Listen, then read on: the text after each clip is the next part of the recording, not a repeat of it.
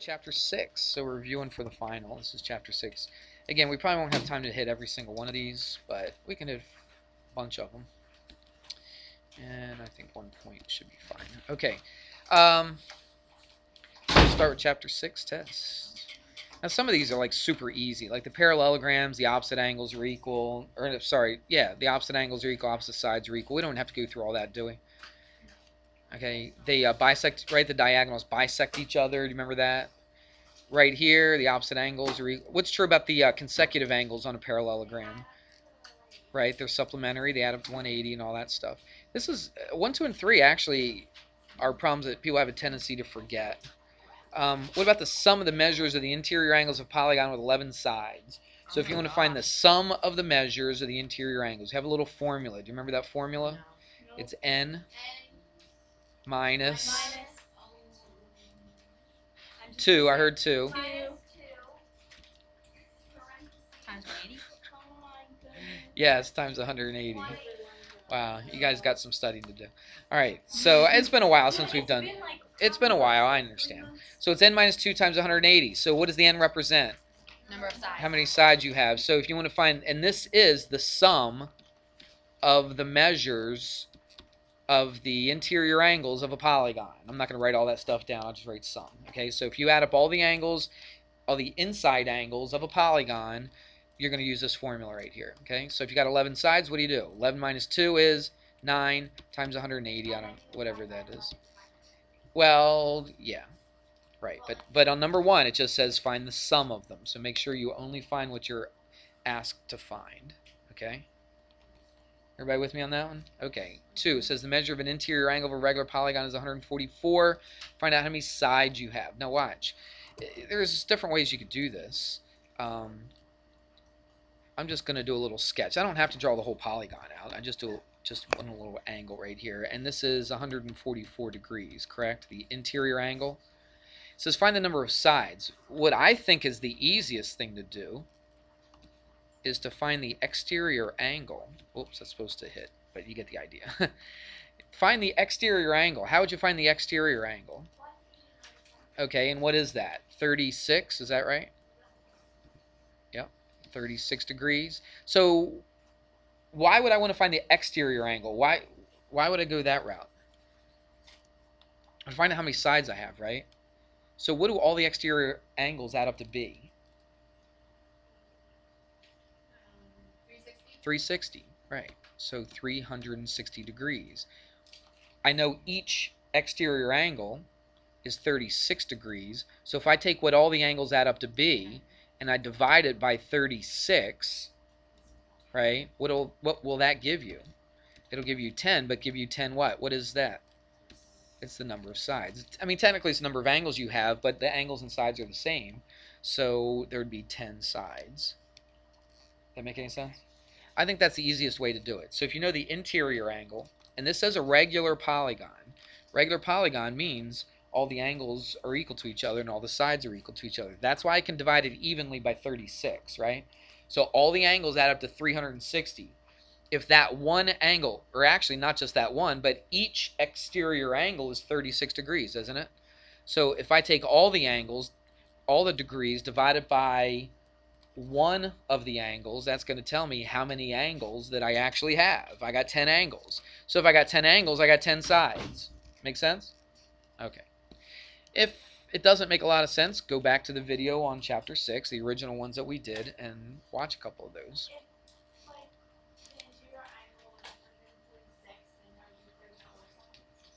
No, it would be 34 degrees and then 360 divided by 34, which was some weird number, right? But this, they made this thing work out nice and pretty. Okay? Well, I get I don't make them up off the top of my head. Sometimes I do. Sometimes I change the numbers around. But I mean, I get the problems from the book, from worksheets, from different sources. Okay, it says find the measure of each interior angle of a regular polygon. Each interior angle. Okay, not the sum like number 1 was, but each interior angle if there's 16 sides. So how would I do that? Yep, exactly right. Do it just like you did number 1. All right, you go n minus 2 times 180, so 16 minus 2 is 14 times 180. That'll give you the sum of all the angles, but to find each one, if it's regular, you just divide it by what? 16. Okay, whatever that comes out to. You've got the answers in front of you. 150, let's see. Yeah, 157.5, is that what you got? Should be. Yeah, this is a test you've already taken. All right. So 4 is okay, right? Add them up, set them equal to 180, solve for x. These are okay, right? The opposite sides are equal to each other, set them equal. Opposite angles are equal to each other. Once you find y, do y first here, okay? And then put it into here, and then these are supplementary, okay? Right here, this is a parallelogram. What's true about the diagonals of a parallelogram? They do what to each other? They bisect each other. So those two are equal, so you set them equal, solve for x. Those two are equal, set them equal to each other, solve for y. That's easy. I don't think we have to go through that stuff. Is this a parallelogram? Yes.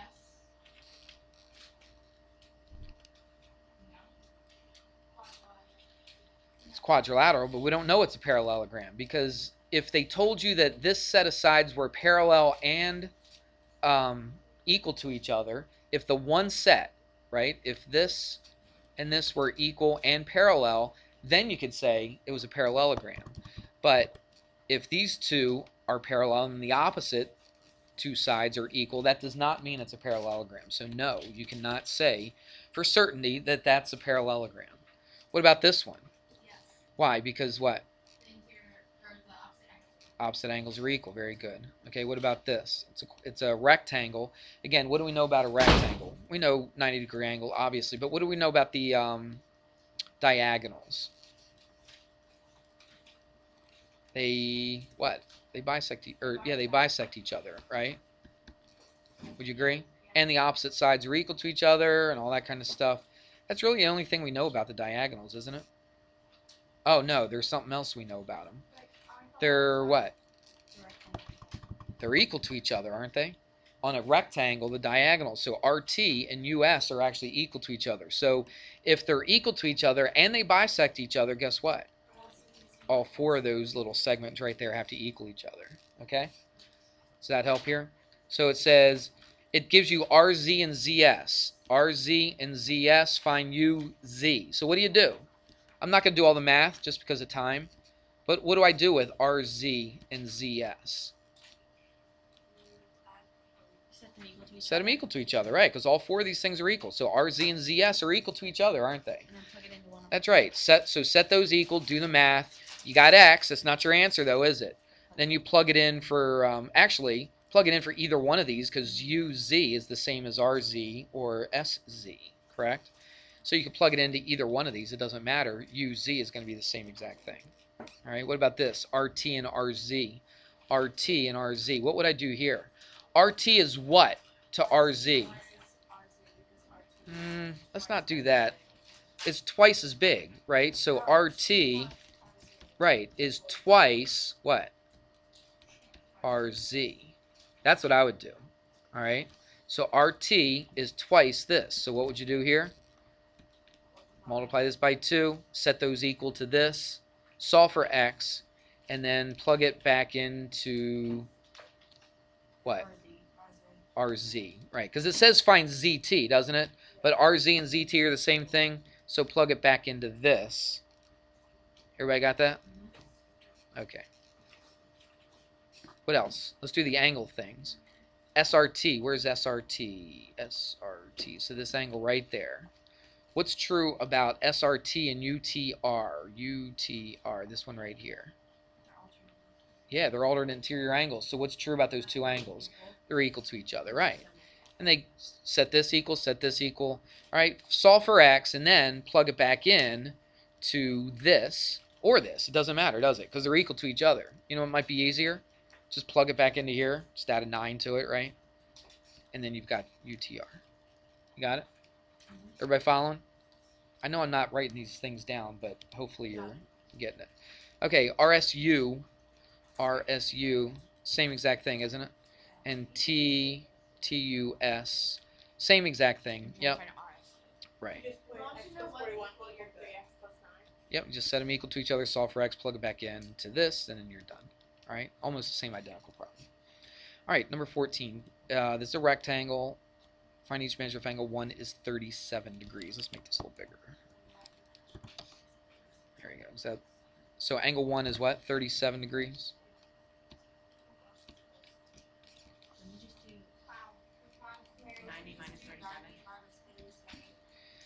So let's see, we're just trying to find 2. Oh yeah, that's easy then, isn't it? Right? Because it's a right angle, because it's a rectangle, so 90 minus 37 is what? 53? Is that right? And then angle 4, I don't have to do any math at all, do I? It's equal to what? Angle 1, that's right. This would be, angle 4 would be 37 as well, because they're alternate interior angles. You got it.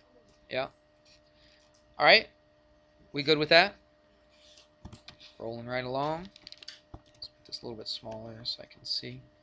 All right, a rhombus. What's different about a rhombus? How did the diagonals intersect in a rhombus? Well, they do bisect each other because it's a parallelogram, but they make it 90 degrees, right? They make it 90 degrees right there, okay? They're perpendicular to each other on a rhombus. And, of course, on a rhombus, all 4 sides are equal to each other, aren't they? All right? What else? That's it on a rhombus, right? The diagonals are right angles. They bisect each other because it's a parallelogram. But that's it. Are the diagonals necessarily equal to each other on a rhombus? No, they're not. Okay, only on a what? Just did it. Well, I don't know. I haven't even got that far. Just answer my question. The diagonals on a rhombus, are they equal to each other? No. When are the diagonals equal to each other? On a what? On a, not any quadrilateral. A square, but more generally a rectangle, right? Because a square is a rectangle. On a rectangle, okay, the diagonals are equal to each other, okay? Not necessarily on a rhombus, so be careful with that. Because this kind of looks like they might be, right? I don't know, maybe not. Maybe they do. Because it kind of looks like a square, doesn't it? But just because it looks like a square, does it mean it's a square? No, it doesn't. So let's go through this. RK is 5, so that's 5. RY is 13, right there. And then angle YRZ, that angle right there is 67 degrees. And what are we trying to find? KY, which is this one right here. Yep. Pythagorean Theorem, or this is a special triangle. You could do it really, really quick. It's one of the Pythagorean triples. Do you remember that? 5 blank 13 12. It's 12. It's 5, 12, 13. Okay, so skim through the Pythagorean triples just so it gets back in your head a little bit. All right. 5, 12, 13. All right, so that's a nice one. So KY is just 12. You could do Pythagorean Theorem, but think of how long that would take compared to just knowing it, right? If you just know it, you got it. You don't have to do any work. You could, and that'd be fine. It wouldn't be, but it's nice to know. That's why we learn the Pythagorean triples, so we don't have to do the Pythagorean Theorem every single time on those type of problems. All right, YZR, this one right here. What about that? You could look at it a couple ways. I'm looking at this triangle right here. Look at RYZ. Do you see that? So it's a rhombus, so that's 13 and that's 13, which means it's an isosceles triangle, which means what's true about the opposite angles? The two opposite angles would be what to each other? Equal each other. Because it's a rhombus. Because this side and this side are equal to each other, right? Because all the sides on a rhombus are equal. So that's 13, so this has to be an isosceles triangle, RYZ. And so if I have two sides equal, the opposite angles are equal. So this is just 67 degrees. So would angle RPZ be equal to the angle RYZ? RPZ and RPZ, which one's that? I know we don't need This whole thing right here? Yeah, the opposite angles are equal because it's a parallelogram. So you're talking about these two right here? Yeah, because it's a parallelogram, you know the opposite angles are always equal. All right, what about this one?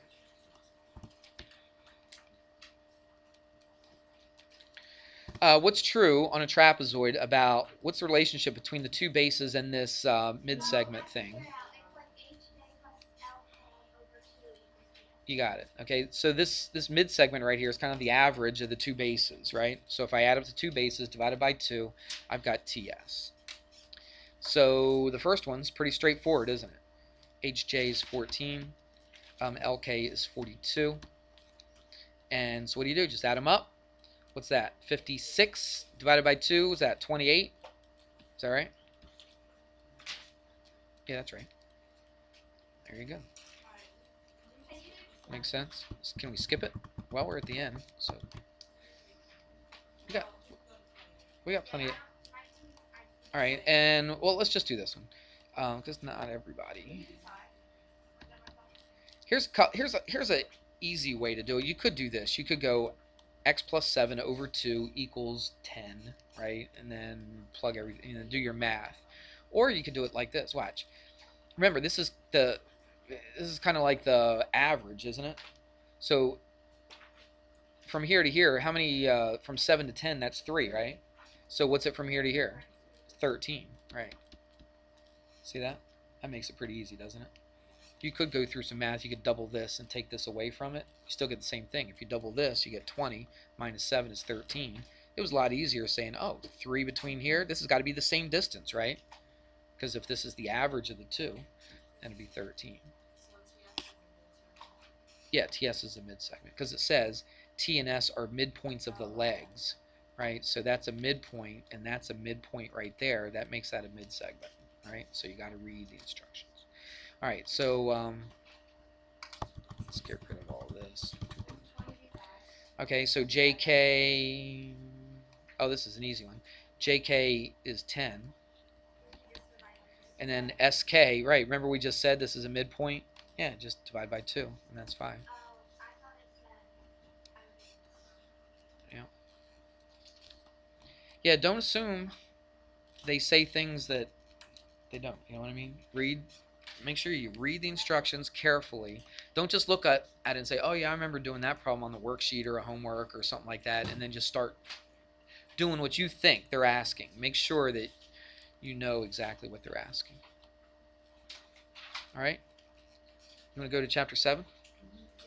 All right.